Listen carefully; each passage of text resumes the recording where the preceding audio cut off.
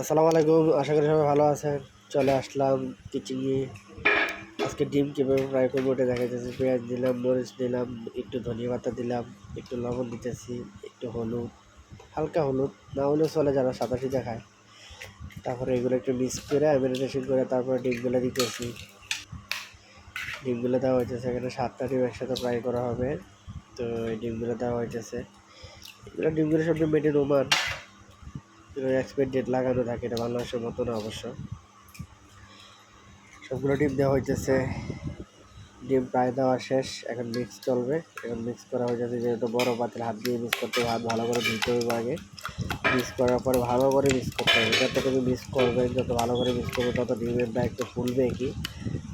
আর ডিমগুলো দেওয়ার সাথে সাথে একটু পানি দিয়ে দিলে বেস্ট হয়, তাহলে ডিমটা একটু ভালো করে পোস্ট হয় কি, ফুলে।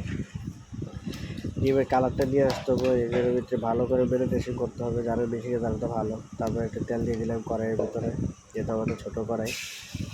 একটু তেল দিয়ে দিলাম, তারপর ডিম দিয়ে দিলাম। তেলটা গরম করে অবশ্য একটু পরে দেওয়া দরকার ছিল। যাই হোক, তাড়াহুড়া যা করা লাগে।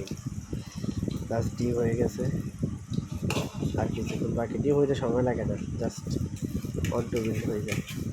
ডিম হয়ে গেছে প্রায় অর্ধেক, এখন উল্টে গেছে। একবার উল্টানোর পরে বাস ডিম হয়ে যাবে। বাচ্চাটা একটু ছোট হয়ে গেছে, তো এই জন্য উল্টাতে একটু কষ্ট হইতেছে। শেষ আমাদের ডিম উঠে বলতেছি। শর্টকাট রান্না। ডিম আসলে সবার একটা প্রিয় খাবার, শর্টকাট হয়ে যায়। Subscribe please.